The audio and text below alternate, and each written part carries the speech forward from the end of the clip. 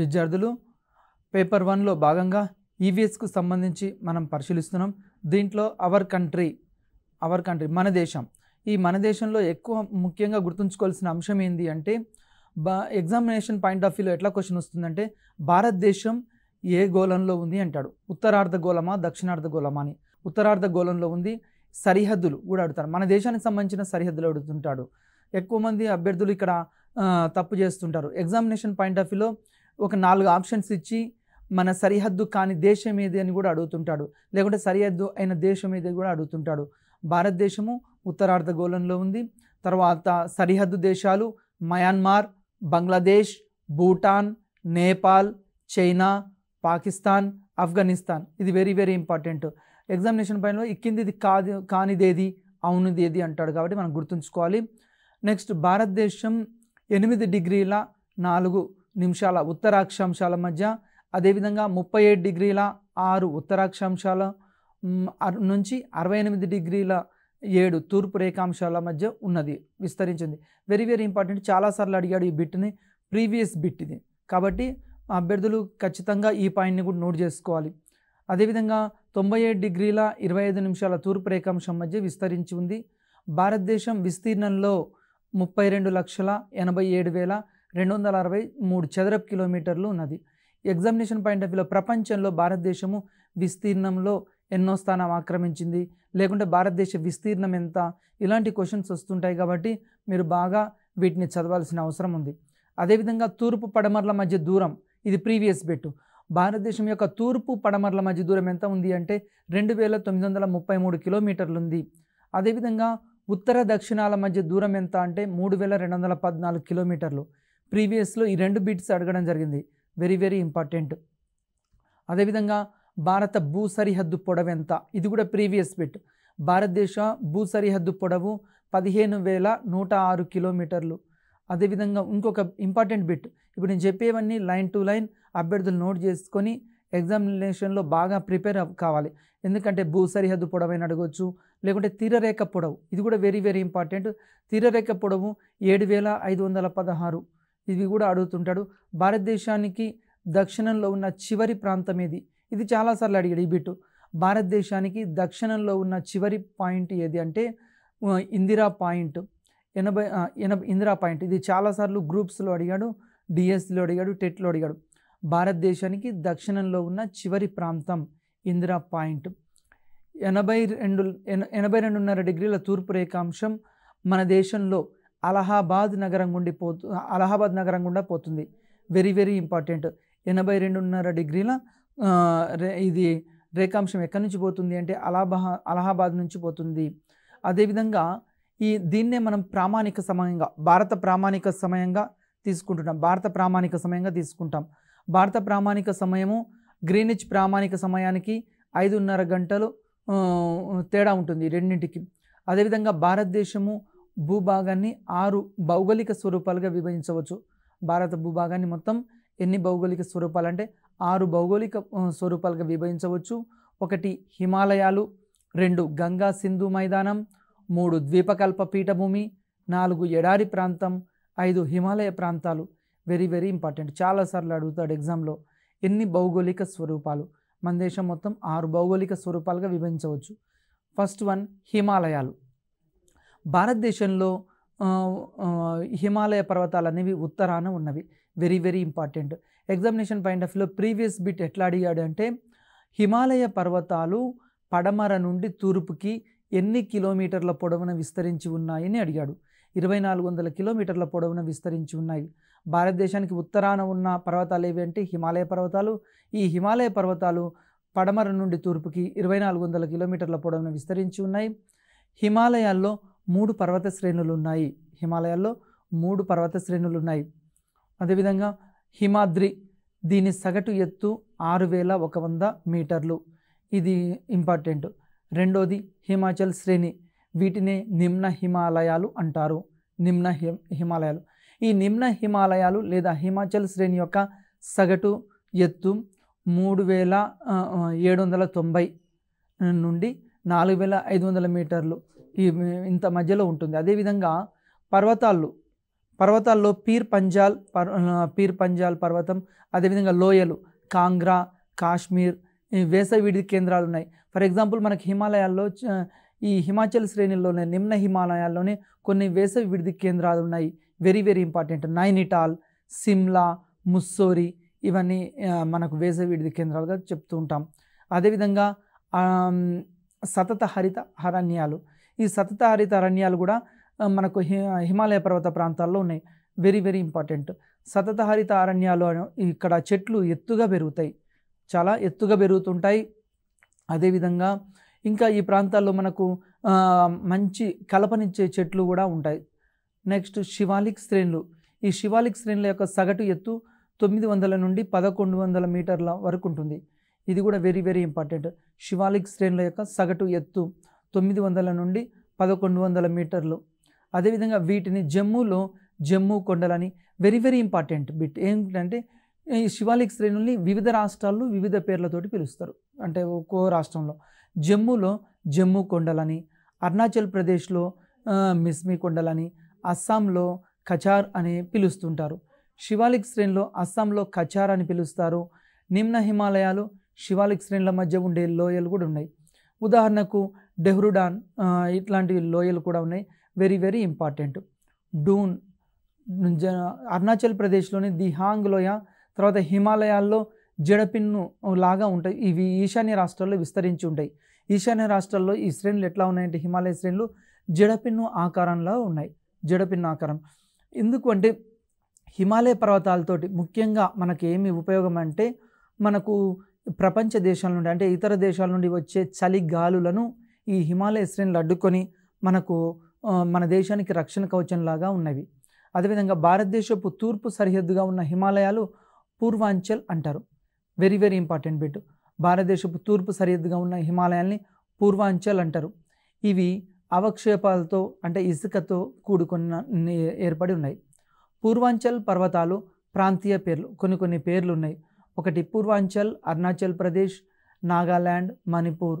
తర్వాత పాట్కాయ్, అరుణాచల్ ప్రదేశ్. కొన్ని ప్రాంతీయ పేర్లు ఉన్నాయి. పూర్వాంచల్ పర్వతాలని ఎక్కడంటామంటే అరుణాచల్ ప్రదేశ్, నాగాల్యాండ్, మణిపూర్లో వీటిని పూర్వాంచల్ అని. తర్వాత పాట్కాయ్ అని అరుణాచల్ ప్రదేశ్లో, నాగా కొండలని నాగాల్యాండ్లో, మణిపూరి కొండలని మణిపూర్లో అంటుంటారు. అంటే వివిధ రాష్ట్రాల్లో వివిధ పేర్లతోటి పిలుస్తారు. Very very important. కాబట్టి మనకు ఏ పర్వతాలు ఎక్కడ ఉన్నవి కూడా మనం ఎగ్జామినేషన్ పాయింట్ ఆఫ్ వ్యూలో చదువుకోవాలి. నెక్స్ట్ అదేవిధంగా హిమాలయాల వల్ల ప్రయోజనాలు ఏంది? భారతదేశంలో ఈ హిమాలయ పర్వతాలు మనకు చాలా రకాలమైన ఉపయోగాలు ఉన్నవి. మొట్టమొదటిది ఏంటంటే మన దేశానికి ఉత్తర సరిహద్దుగా ఉన్నవి. ఈ ఉత్తర సరిహద్దుగా ఉండి పెట్టని గోడవలే ఉన్నవి. మనకు పెట్టని గోడవలే ఒక గోడవలే ఉండి ఆసియా నుండి వచ్చే చల్లటి గాలుల్ని అడ్డుకుంటుంటాయి. మనకు ఆసియా నుండి వచ్చే చల్లటి గాలుల్ని హిమాలయ పర్వత శ్రేణులు అడ్డుకొని మన దేశాన్ని రక్షిస్తున్నవి. అదేవిధంగా 2 ఋతుపవన శీతోష్ణ స్థితికి కూడా ఇదే కారణం. ఈ హిమాలయ పర్వత శ్రేణులు ఉండడం వల్ల మన దేశంలో ఋతుపవన శీతోష్ణ స్థితి ఉంది. ఫర్ ఎగ్జాంపుల్ నైరుతి ఋతుపవనాలు, ఈశాన్య ఋతుపవనాలు, ఈ విధంగా అదేవిధంగా ఒక్కొక్క ప్రాంతంలో ఒక్కొక్క పంటలు పండడం, వీటన్నింటికి అంటే ఇక్కడ కారణం ఏంటి అంటే హిమాలయ పర్వతాలే. అదేవిధంగా హిమాలయ పర్వతాలు ఉండడం వల్ల మన దేశంలో జీవనదులకు జన్మస్థానంగా ఉంది. మన ఏ దేశంలో అయినా సరే ప్రపంచ నాగరికతలన్నీ కూడా ఎక్కడ విలసిల్లినాయి అంటే నదీ పరివాహక ప్రాంతంలో ప్రపంచ నాగరికతలన్నీ వెలిసాయి. మరి మన దేశంలో కూడా కొన్ని జీవనదులు ఎక్కడ ఉన్నాయంటే ప్రధానంగా హిమాలయ పర్వతాల్లో ఉన్నాయి. హిమాలయం పర్వతాల్లో ఉన్న ఈ జీవనదుల ఆధారంగా ఉత్తర భారతదేశం మొత్తం ఇక్కడ సస్యశ్యామలమవుతుంది. దాని ఎక్కువ పంటలు పండుతుంటాయి. ఈ పంటలు పండడానికి కూడా ప్రధాన కారణం హిమాలయ పర్వతాల్లో ఉన్న గంగా, తర్వాత సింధు, ఇలా బ్రహ్మపుత్ర ఇలాంటి నదుల ద్వారా ఉత్తర భారతదేశం మొత్తము సారవంతమై ఎక్కువ పంటలు మన దేశానికి అత్యధికమైన పంటలు పండడానికి ఇది ఒక కారణమవుతుంది. ఈ జీవనదులు ఉండడం ద్వారా అనేక వన్యప్రాణులకు, జీవప్రాణులకు మనంటికి మనుగడ కొనసాగుతుంది. అదేవిధంగా మన దేశంలో ఈ అరణ్యాలకు కూడా సతతహరిత అరణ్యాలైన ఇలాంటి అరణ్యాలకు కూడా ప్రధాన కారణం ఏంటి అంటే హిమాలయ పర్వతాలే. ఈ హిమాలయ పర్వతాలు ఉండడం వల్ల మన దేశంలో పంటలు అనేవి విరివిగా పండుతున్నవి. ఇవి ప్రజలకు, భారతదేశంలో ఉన్న ప్రజలకు జీవనోపాధిని అందిస్తున్నాయి. అదేవిధంగా గంగా సింధు మైదానం, భారతదేశంలో గంగా సింధు మైదానం ప్రధానంగా 3 భాగాలుగా ఉంది. అందుకోసమే భారతదేశంలో ఉన్న నదులను చూసి ప్రపంచ దేశాల వాళ్ళు కూడా మన దేశానికి ఎక్కువగా వలస రావడానికి ప్రధాన కారణం ఏంది అంటే ఇక్కడ సారవంతమైన నేలలు ఉన్నాయి కాబట్టి ఈ సారవంతమైన నేలలో పంటలు పండించడం, వ్యాపారం వృద్ధి చేసుకోవడం కోసం ప్రపంచ దేశాల నుండి భారతదేశం పైకి వివిధ దాడులు కూడా జరిగాయి. ప్రపంచ యుద్ధాల్లో చాలా దేశాల మన దేశానికి రావడానికి ఇది ఒక కారణం. అదేవిధంగా గంగా సింధు మైదానం పశ్చిమ భాగం, మధ్య భాగం, తూర్పు భాగంగా విభజించబడి ఉంది.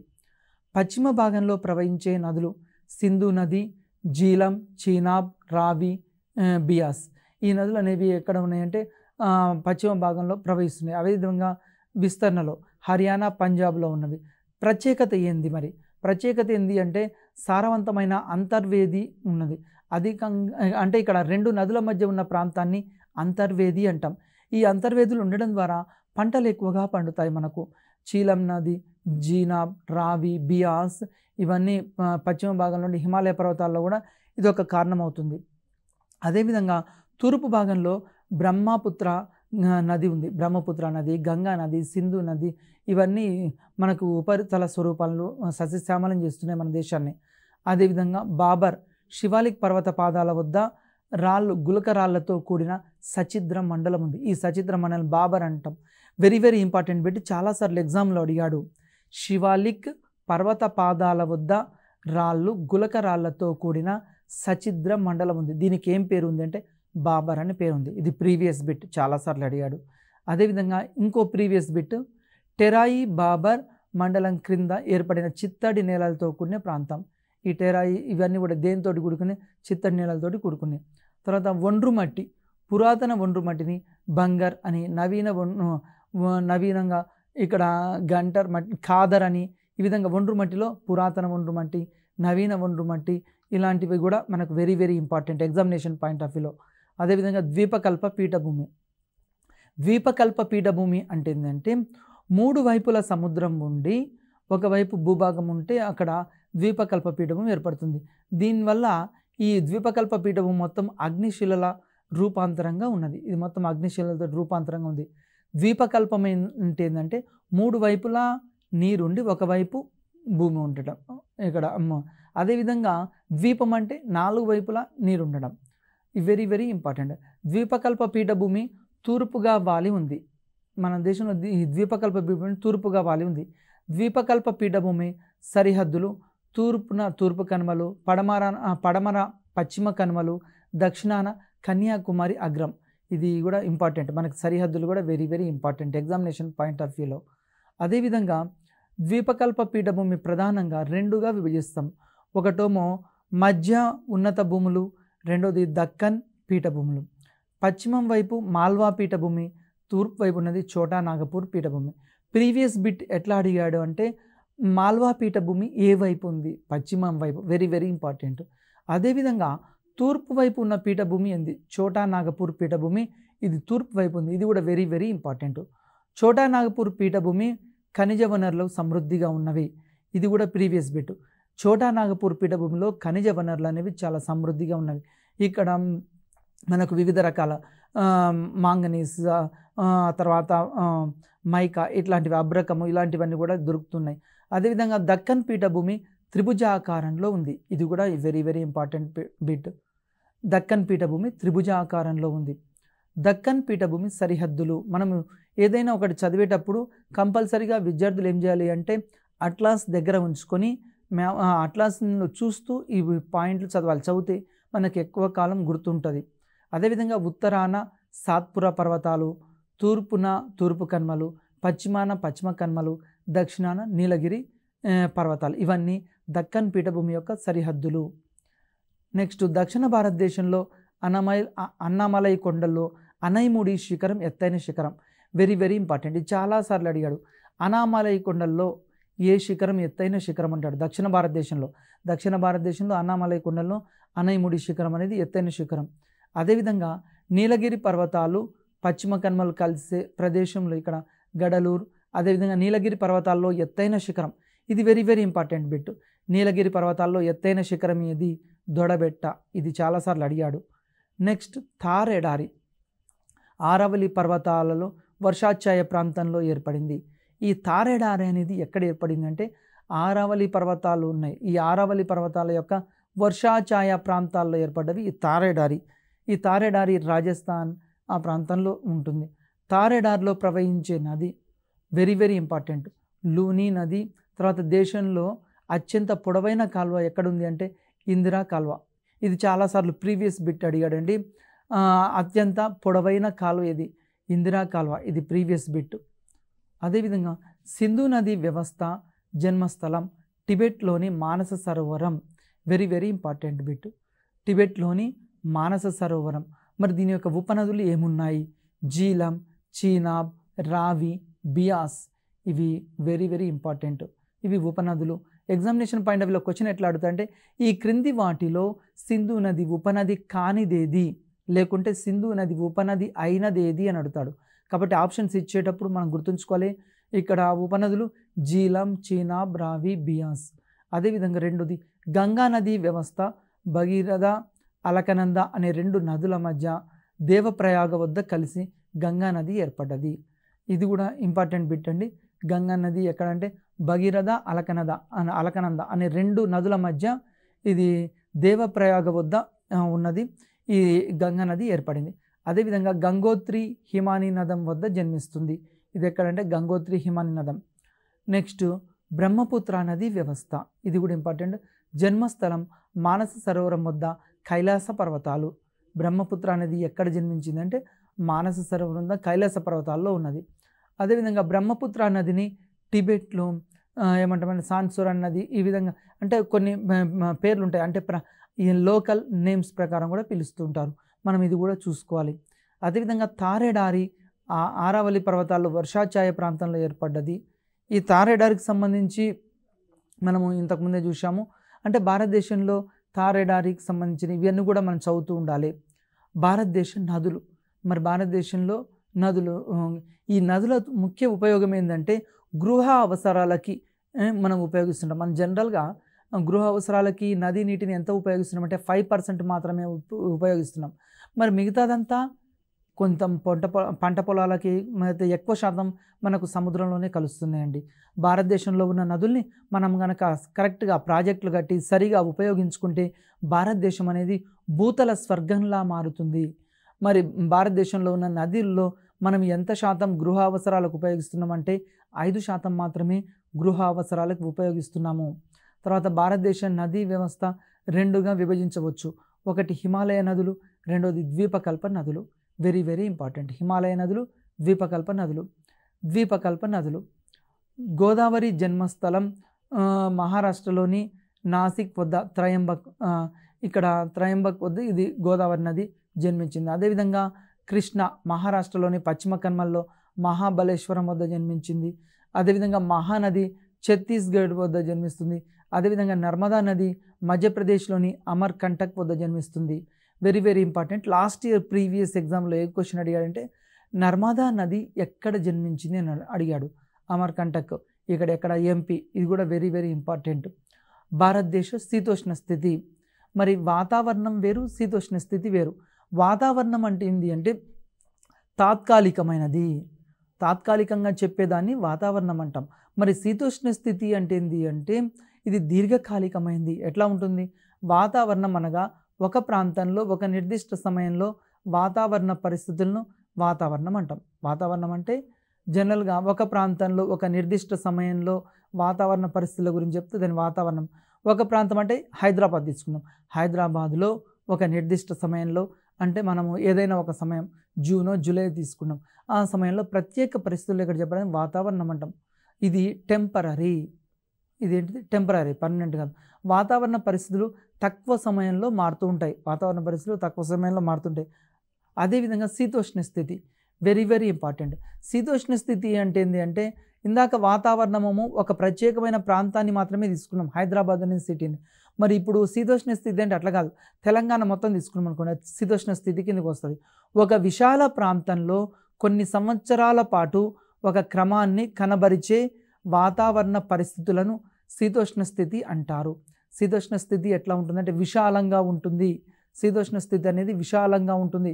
అదేవిధంగా టైం కూడా ఇక్కడ దీర్ఘకాలం ఉంటుంది, స్వల్పకాలం ఉండదు. 30 సంవత్సరాల కాలం పాటు ఒక రాష్ట్రమైన ఒక దేశమైన ఆ పరిస్థితిని పరిశీలించి అక్కడ చెప్తే దాన్ని శీతోష్ణ స్థితి అంటాం.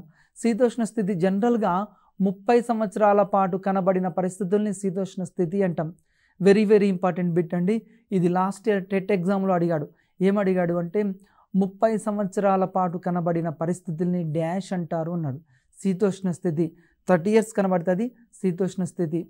వాతావరణంలోని అంశాలు: ఉష్ణోగ్రత, వాతావరణ పీడనం, గాలిలోని తేమ, వర్షపాతం, ఇవన్నీ వాతావరణంలోని అంశాలు.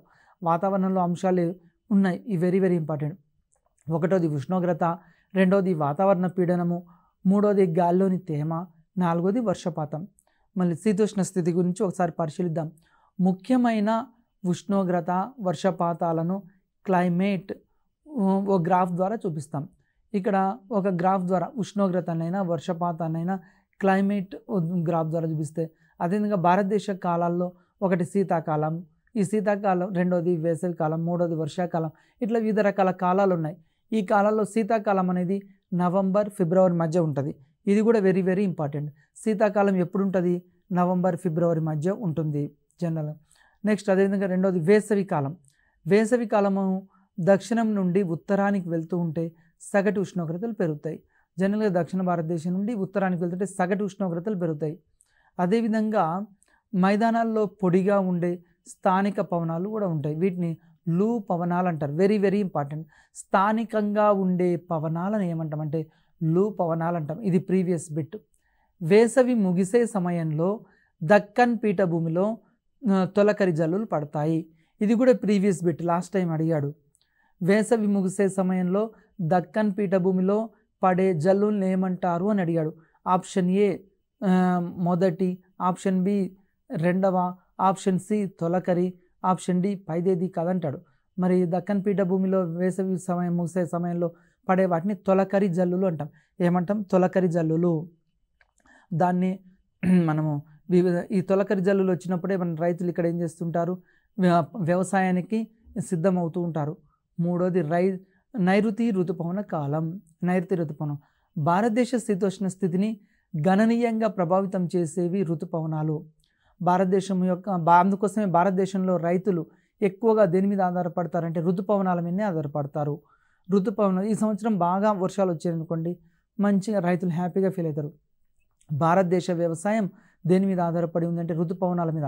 భారతదేశ జనాభా కూడా ఎక్కువ శాతం వ్యవసాయం మీదనే ఆధారపడి ఉన్నాము. మనం Indian agriculture sector depends upon the rains మీద ఆధారపడి ఉంది. కాలానుగుణంగా గాలులు దిశ మారడాన్ని మాన్సూన్స్ అంటాం. కాలానుగుణంగా గాలులు దిశ మార్చుకుంటూ ఉంటాయి. దీన్నే మాన్సూన్స్ అంటాం. మాన్సూన్స్ అనగా ఇది అరబ్ వర్తకులు ఈ పేరు పెట్టారు. ఋతుపవనాలని అరబ్ వర్తకులు మొదట యూజ్ చేశారు. వాళ్ళే భారతదేశానికి అరబ్ వర్తకులు వచ్చినప్పుడు వాళ్ళు దీన్ని మాన్సూన్స్ అనే పేరు పెట్టారు. 20 డిగ్రీల ఉత్తర, 20 డిగ్రీల దక్షిణ అక్షాంశాల మధ్య ఉన్న వాటిని ఇక్కడ ఋతుపవనాలు ఏర్పడుతుంటాయి. జనరల్గా 20 డిగ్రీలు ఉత్తరము, దక్షిణం ఈ రెండింటిని తీసుకొని ఇక్కడ ఋతుపవనాలు ఏర్పడుతూ ఉన్నాయి. అడవుల విస్తీర్ణం. అటవీ విస్తీర్ణంలో ఉన్న మొదటి రాష్ట్రం ఇది. వెరీ వెరీ ఇంపార్టెంట్ బిట్, చాలాసార్లు అడిగాడేది. అటవీ విస్తీర్ణంలో ఉన్న మొదటి రాష్ట్రం మధ్యప్రదేశ్. ఎంత ఉంది అంటే 77,000 చదరపు కిలోమీటర్లు ఉంది. ఇది last year examination point of వ్యూలో మనం ఎట్లా చదువుకోవాలి అంటే అటవీ విస్తీర్ణంలో ఉన్న మొదటిది, రెండోది, మూడోది చదువుకోవాలి. ఇవి కూడా వెరీ వెరీ ఇంపార్టెంట్. అదేవిధంగా అటవీ విస్తీర్ణం తక్కువ ఉన్నది కూడా చదువుతుండాలి. ఒక్కోసారి కింద నుంచి ఒకటోది, రెండోది, మూడోది కూడా అడగచ్చు. ఒక్కోసారి పైనుంచి 1, 2, 3 అడుగుతుంటాం. మన రాష్ట్రంలో అడవుల విస్తీర్ణం ఎంత ఉంది అంటే 26,904 చదరపు కిలోమీటర్లు ఉంది.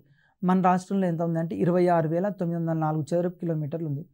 రాష్ట్ర వైశాల్యంతో పోలిస్తే ఇది 24%. Very very important. రాష్ట్ర వైశాల్యంతో పోలిస్తే 24%. దీనిలో 16.4% విస్తీర్ణంలో అడవి చెట్లు ఉన్నాయి. తెలంగాణ ప్రభుత్వం అటవీ విస్తరణ పెంచుటకు మొక్కల పెంపకాన్ని 2015లో ప్రారంభించింది. Very very important. ఎందుకంటే భారతదేశము వ్యవసాయ దేశము, కాబట్టి ఎస్పెషల్గా భారతదేశంలో అటవీ విస్తీర్ణం 33% ఉండాలి. మన తెలంగాణ స్టేట్లో తీసుకుంటే ఆ 33% లేదు. దీన్ని దృష్టిలో ఉంచుకొని అడవులు అనేవి నరికివేయబడుతున్నాయి. కాబట్టి తెలంగాణ ప్రభుత్వం 2015లో ఈ మొక్కల పెంపకం అనే కార్యక్రమాన్ని తీసుకుంది. ఆ తర్వాత 4 సంవత్సరాల్లో 230 కోట్ల మొక్కలు నాటాలని నిర్ణయించారు. 230 కోట్ల మొక్కలు నాటాలని నిర్ణయించారు. దీనికోసం ఎవరిని ఎంచుకున్నారంటే పాఠశాలలు, కళాశాలలు, విశ్వవిద్యాలయాలు, ప్రభుత్వ కార్యాలయాల్లో మొక్కలు నాటడం జరిగింది. అందుకోసమే ఏ విప్లవం రావాలన్నా కానీ ఎక్కడి నుంచి వస్తుంది అంటే యువత నుంచి, విద్యార్థుల నుంచి వస్తుంది. అందుకోసమే చిన్న పిల్లలకి నేటి బాలలే రేపటి పౌరులు కాబట్టి వాళ్ళకు అవేర్నెస్ కలిగించాలి, చెట్ల ఆవశ్యకతను కలిగించాలి, అడవుల ఆవశ్యకత వాళ్ళకి తెలియజేయాలి. అందుకోసమే పాఠశాలలో, కళాశాలలో, విశ్వవిద్యాలయాల్లో, ప్రభుత్వ కార్యాలయాల్లో కూడా మనం మొక్కలు నాటుతున్నాం. తర్వాత నేల కోత నివారణకు మనము చెట్లు పెంచడం ద్వారా ఏమవుతుంది అంటే నేల కోతను నివారించవచ్చు. మనకు వర్షాలు పడ్డప్పుడు రెయిన్ వాటర్ అంతా వేస్ట్గా పోతుంది. మరి దాంతోపాటు భూమి కూడా కొట్టుకొని పోతుంది. ఆ భూమిలో ఉన్న మంచి మంచి సాయిల్ అంతా పోతుంది. కాబట్టి ఈ నేల కోతని అరికట్టడం కోసం మనం ఏం చేస్తాము అంటే వనరుల పరిరక్షణను తీసుకుంటాం. అదేవిధంగా కాలుష్య నివారణ మరియు భూమి యొక్క సుస్థిరమైన ఉపయోగం కలిగి ఉంటుంది. నెక్స్ట్ మనం నేల కోత నివారణకు ప్రధానంగా చేయాల్సింది ఏంటి అంటే ఇక్కడ చెట్ల పెంపకం చేయాలి. తర్వాత గిరిజన ప్రజలు, పేదల జీవనానికి కీలకమైన వనరులు అందించేవి అడవులు. ఇప్పుడు పేద ప్రజలు ఉన్నారు, తర్వాత గిరిజనులు ఉన్నారు, వీళ్ళందరికీ అడవులే ఆధారము. ఈ అడవుల నుంచి వీళ్ళు ఏం చేస్తారంటే వివిధ రకాల ఉత్పత్తుల్ని సేకరించి తీసుకొచ్చి మార్కెట్లో అమ్ముతూ ఉంటారు. 60 రకాల అటవీ ఉత్పత్తుల్ని గిరిజనులు సేకరిస్తున్నారు. మన రాష్ట్రంలో కూడా గిరిజనులు, గోండులు, చెంచులు, తర్వాత ఖమ్మంలో ఉన్న కోయలు, తర్వాత వరంగల్, ఖమ్మం, ఆదిలాబాద్ జిల్లాల్లో ఉన్న ఈ గిరిజనులు మనకేం చేస్తున్నారంటే అటవీ ఉత్పత్తులను వీళ్ళు సేకరిస్తున్నారు. మన రాష్ట్రంలో 60% అడవులు 60% వరకు వీళ్ళు ఆక్రమించారు. అంటే జనరల్గా అటవీ ఉత్పత్తులను సేకరిస్తుంటారు. పెనుగోలు కొండల్లో ప్రజలు అడవులను పోడు వ్యవసాయానికి, తర్వాత పళ్ళు, దుంపలు, బీడి ఆకులు వీళ్ళు ఏం సేకరిస్తారంటే ఎక్కువగా అడవుల నుంచి బీడి ఆకులు, మూలికలు, వెదురు ఇట్లాంటివి సేకరిస్తూ ఉంటారు. పోడు వ్యవసాయం అంటే ఏంటంటే కొన్ని సంవత్సరాలు సాగు చేస్తారు, తర్వాత వదిలివేస్తూ ఉంటారు. ఈ విధంగా మళ్ళీ ఏం చేస్తారు, మళ్ళీ తర్వాత ఒక 2-3 సంవత్సరాలు వదిలేసి మళ్ళీ సాగు చేస్తుంటారు ఈ విధంగా. అదేవిధంగా రిజర్వ్ అడవి, భారతదేశంలో ఈ అడవులపై హక్కు ఎవరికి ఉంది అంటే గిరిజనులకు అటవీ హక్కులు ఉన్నాయి. బ్రిటిష్ ప్రభుత్వం వచ్చిన తర్వాత బ్రిటిష్ వాళ్ళు ఏం చేశారంటే అటవీ హక్కులపై గిరిజనుల హక్కుల్ని క్రమంగా కోల్పోయేటట్లు చేశారు. కానీ భారతదేశం స్వతంత్రం పొందిన తర్వాత మళ్ళీ తిరిగి గిరిజనులకు ఈ అటవీ భూములపై సంపూర్ణమైన అధికారం కల్పించడం జరిగింది. రిజర్వ్ అడవులు ఉంటాయి. ఈ రిజర్వ్ అడవుల్లో ఎవరు ప్రవేశించకూడదు, ఓన్లీ ప్రభుత్వ అధికారులు మాత్రమే ఈ అడవుల్ని పరిరక్షిస్తూ ఉంటారు. రక్షిత అడవి, ఈ అడవులను ప్రజలు వినియోగించుకోవచ్చు. రెండోది ఏంటంటే రక్షిత అడవులు. ఈ రక్షిత అడవుల్లో ప్రజలు అంటే గిరిజనులైనా ఎవరైనా వినియోగించుకోవచ్చు. తర్వాత అక్కడి నుంచి వాళ్ళు పశువులను మేపుకోవచ్చు, అటవీ ఉత్పత్తుల సేకరణ చేయవచ్చు. అంటే వాళ్ళు ఈ రక్షిత అడవుల్లోకి వెళ్ళొచ్చు, ప్రజలు వాళ్ళ పశువుల్ని మేపుకోవచ్చు. అక్కడ పండే పండ్లు, కూరగాయలు, తర్వాత తేనె ఇలాంటి వాటిని కూడా అటవీ ఉత్పత్తుల నుంచి సేకరించుకోవచ్చు. అదేవిధంగా తెలంగాణలో గోండులు ఉత్తర జిల్లాల్లో సుస్థిర వ్యవసాయం చేసేవాళ్ళు. తెలంగాణలో ఉత్తర జిల్లాలో వీళ్ళు గోండులు ఏం చేస్తున్నారు, సుస్థిర వ్యవసాయం చేస్తున్నారు. అదేవిధంగా కోలాంలు అనే తెగవారు, కొండవాసులు వీళ్ళు పోడు వ్యవసాయం ఎక్కువగా చేస్తారు. పోడు వ్యవసాయం అంటే ఏంటంటే వ్యవసాయ భూమిలో కొంత భాగం బీడుగా ఉంచుతారు, మళ్ళీ 2 years కాగానే ఆ బీడుగా ఉన్నదాన్ని మళ్ళీ వ్యవసాయం చేస్తారు. ఈ విధంగా చేయడం ద్వారా ఏమవుతుందంటే ప్రొడక్షన్ పెరుగుతుంది, మనకు అగ్రికల్చర్ సెక్టర్లో ప్రొడక్షన్ పెరుగుతుంది. అందుకోసమే సైంటిస్టులు కూడా ఏం చెప్తుంటారంటే వ్యవసాయ శాస్త్రజ్ఞులు పంటలు మార్చి వేయాలి అని చెప్తూ ఉంటారు. అదేవిధంగా గిరిజనులు కూడా తమ హక్కుని కోల్పోయి వాళ్ళు ఏం చేస్తున్నారు దాంట్లో ఉంటున్నారు. అదేవిధంగా 1988లో అడవుల రక్షణ, పునరుద్ధరణ, అభివృద్ధిలో గిరిజనుల భాగస్వామ్యం జాతీయ అటవీ విధానం గుర్తించింది.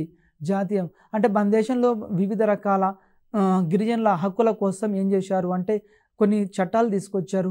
ఈ చట్టాల ద్వారా గిరిజనులు మళ్ళీ తిరిగి ఉమ్మడి అటవీ యాజమాన్యం అనే హక్కును కూడా తీసుకొచ్చారు. అదేవిధంగా JFM అనే కార్యక్రమానికి తెలంగాణలో ఒక పేరు పెట్టారు. అదేంటంటే ప్రజా అటవీ యాజమాన్యం, CFMగా పేరు మార్చారు.